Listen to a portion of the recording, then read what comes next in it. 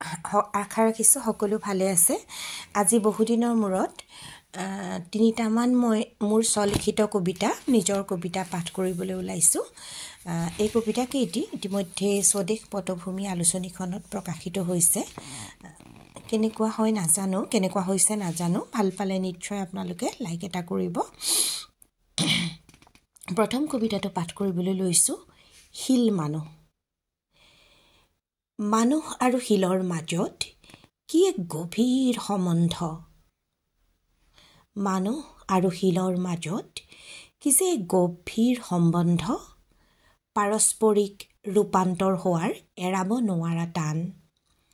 সময়, প্ৰয়োজন, স্বাৰ্থ, বাসনা বা ক্ষমাহীন হোৱাৰ কঠোৰতা বা তাৰো আগত ক্ষমতা প্ৰকাশৰ অদমিত তাৰণাত মানুহক শিল কৰা হয়। শিলত প্ৰাণ দি মানুহো কৰা হয়। মানুহৰ প্ৰয়োজনত শিল মানুহ হয়। মানুহ শিল হোৱাৰ আখ্যান, শিল মানুহ হোৱাৰ ব্যাখ্যান যুগজয়ী। মানুহ শিল হোৱাৰ আখ্যান, শিল মানুহ হোৱাৰ ব্যাখ্যান যুগজয়ী। শিল মানুহৰ কৌশলী খেলাত মগজুত জন্ম হয় হৃদয় শিল কৰাৰ ৰূপক। শিল মানুহৰ কৌশলী খেলাত মগজুত জন্ম হয় হৃদয় শিল কৰাৰ ৰূপক। ৰঙীন শিলবোৰক কোমল হৃদয়ৰ পোছাক পিন্ধোৱা হয়। নিমাত নিতাল মানৱ পুতলাক পিন্ধাই দিয়া হয় শিলাময় পোছাক। শিল মানুহৰ মায়াবী খেলাত ৰংগমঞ্চ ৰসাল হয়।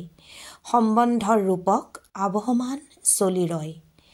শিলাময় পোছাকৰ চেপাত কোমল হৃদয়ৰ হৰমোনবোৰ শুকাই যায় এদিন। শিল মানুহৰ দীঘলীয়া যুঁজ এখন চলি থাকে। বৰ্তি থকাৰ প্ৰতিযোগিতাত কেতিয়াবা শিল জয়ী হয়, কেতিয়াবা মানুহ বিজয়ী হয়। বিজয়ৰ কাহিনী মানুহে লিখে শিলৰ বুকুত, শিলে তাক সামৰি লয়। আকৌ আৰম্ভ হয় শিল মানুহৰ ৰূপান্তৰ খেল। সাক্ষী হয় সময়, সাক্ষী হয় উচ্ছল নদীৰ দুয়োপাৰ।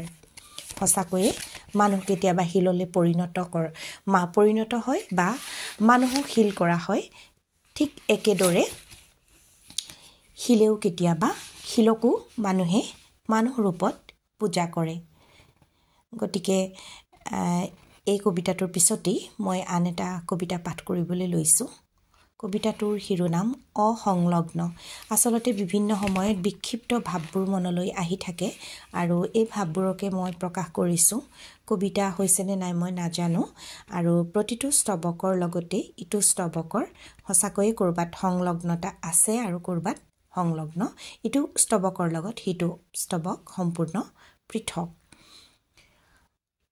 কুকুহা উৰে সপোনবোৰ হেৰাই, পোছাক সলাই ভাৱৰীয়া বঙ হয়।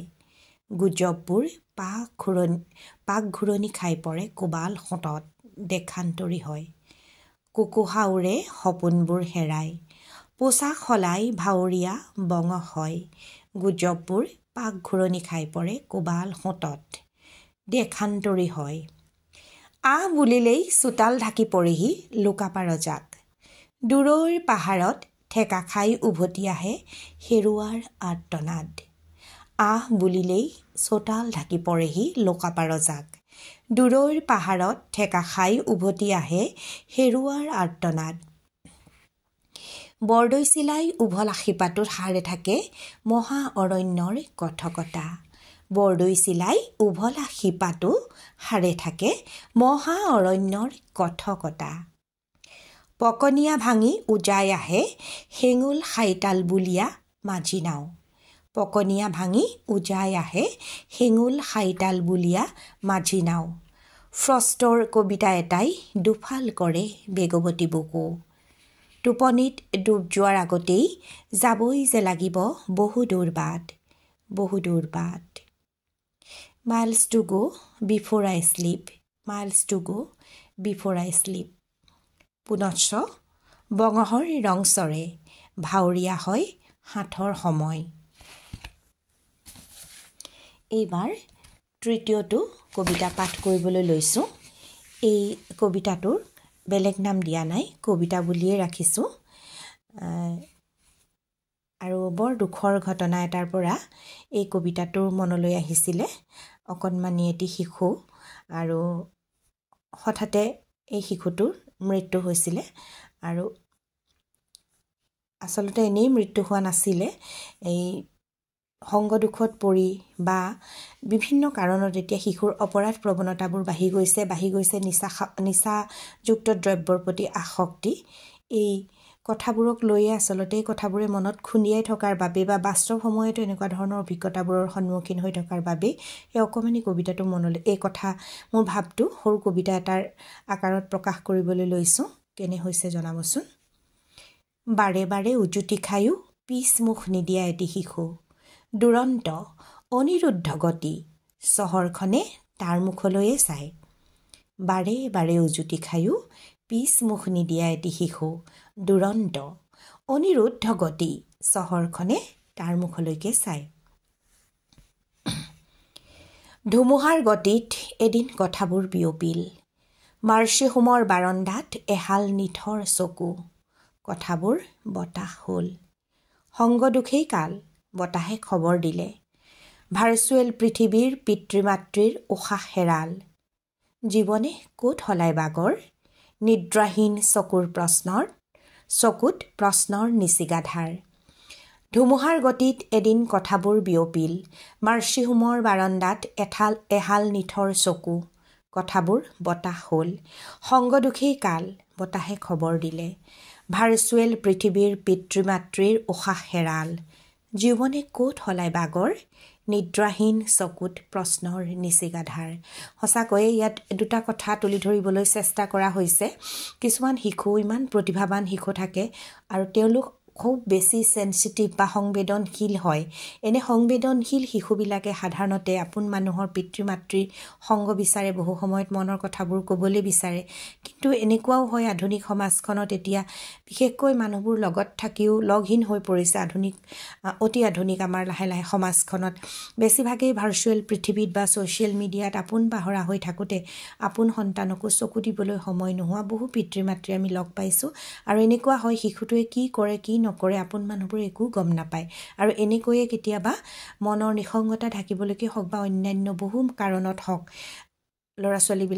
কিছুমান ল'ৰা ছোৱালীয়ে বেয়া সংগ ল'বলৈ আগবাঢ়ি যায় আৰু কি হয় তেওঁলোক অসৎ অভ্যাসৰ বলি হয় আৰু বহু সময়ত জীৱনো হেৰুৱাব লগা হয়।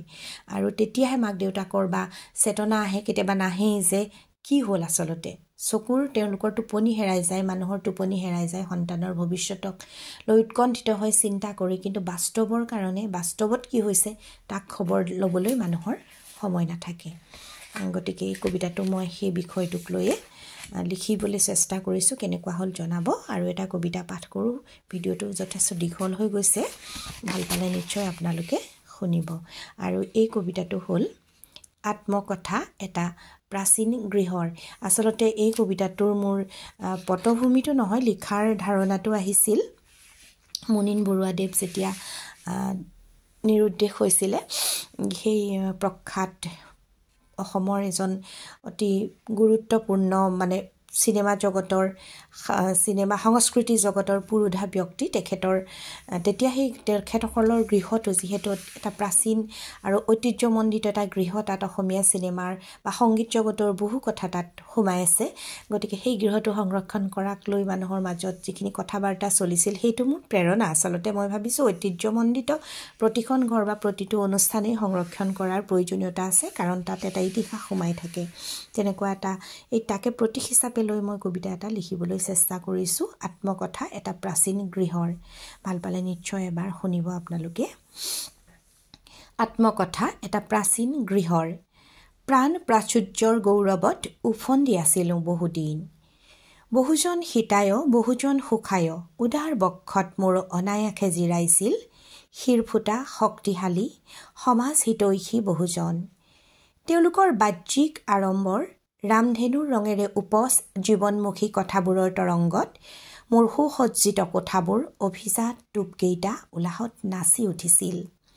মোৰ বুলনি চৰাত প্ৰাণ পাইছিল অলেখ সৃষ্টিশীল সপোন, সাংগীতিক মূৰ্ছনাত কত ফুল ফুলিছিল তাৰ লেখ নাছিল প্ৰবহমান বুঢ়ালুইতৰ জলধাৰাত যুগ যুগান্তৰৰ বুৰঞ্জী মোৰো কুণ্ডত কটা চৌৰাঘৰত সঠিক দিনৰ বৰ্ণিল মেলা নিষ্ঠুৰ কালে সবাকো সংহাৰে তথাপি তাৰ বিক্ৰম কেৱে নজানে এইটো ভাগৱতৰ এটা উক্তি গতিৰ বুকুত মোৰো অহংকাৰ লয় হ'ল তথাপি আছো দুই মহিৰোহৰ শীতল ছায়াত আজিও অক্ষত হৈ কেতিয়াবা কথা উৰে ঐতিহ্যবাহী শালস্তম্ভ সজাতো মোৰ বগৰাই দি নৰূপ দিয়াৰ কথা প্ৰতিবাদী হ'ব নোৱাৰাকৈ মই যে মোক নিস্তব্ধ নিৰূপায় বুকুত বৈ থাকে অতি টমীয়া এক স্থবিৰ হৈ ৰোৱা হিমখণ্ডৰ দৰে জঠৰ শীতল হৈ যাওঁ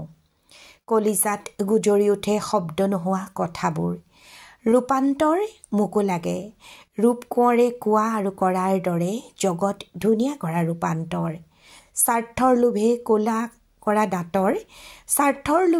কৰা দাঁতৰ কলিজা বিদীৰ্ণ কৰা কালনাখিনী ৰূপ পৰিৱৰ্তন নহয় প্ৰাণ ভৰি উশাহ দিয়া মহিৰোহৰ ক্ৰম ক্ষয়মান শৰীৰে মোক দগ্ধ কৰিছে আজিও বুকুত অন্তিম আশা বান্ধি দেহত মেৰিয়াই শতিকাৰ ঐতিহ্য মই ৰৈ আছোঁ মোক কৰিবনে ঐতিহ্য ভৱন মোৰ বুকুত চিৰকালে প্ৰতিধ্বনিত হৈ থাকিবনে শতিকাৰ বিজয় গীতি হে মহান জীৱশ্ৰেষ্ঠ মোৰ দেহত কাণ পাতি শুনিবানে অলেখ সৃষ্টিৰ জন্মযাতনা সাৰ পাবনে মোৰ বুকুতো কোলাহলবোৰ আকৌ এবাৰ নৱজাত শিশুৰ কলৰৱৰ দৰে মই যে বিচাৰোঁ উত্তৰ সঁচাকৈয়ে প্ৰাচীন গছবোৰ ঐতিহ্যমণ্ডিত গৃহবোৰে কিমান সময়ৰ ইতিহাস বুকুত বান্ধি থাকে ঠিক তেনেদৰে শতিকা প্ৰাচীন হাজাৰ বছৰ পুৰণা নদীবোৰ এইবিলাকৰ বুকুতো কিমান ইতিহাস লিখা থাকে মানুহৰ অত্যাচাৰে প্ৰকৃতিকো ধ্বংস কৰিছে প্ৰাচীন ঐতিহ্যমণ্ডিত ঠাইবোৰো নষ্ট কৰে গতিকে এই কথাবোৰে আমাৰ বুকুত যন্ত্ৰণাৰ সৃষ্টি কৰে সেই যন্ত্ৰণাকে মই আখৰৰ ৰূপত প্ৰকাশ কৰিবলৈ চেষ্টা কৰিছোঁ সকলোকে ধন্যবাদ জনাইছোঁ শুভৰাত্ৰি জনাইছোঁ সকলো কুশলে থাকক সকলো ভালে থাকক মোৰ মাতটো আচলতে বহি আছে বহুদিন মোৰ গা ভাল নাইকিয়া হৈ আছিলে চৰ্দি কাহৰ ফলত মোৰ এতিয়াহে মাতটো অকণমান ওলাইছে যদিও আজি উচ্চাৰণবোৰ ভালো হোৱা নাই ভুলৰ বাবে ক্ষমা বিচাৰিছোঁ আজিলৈ আহোঁ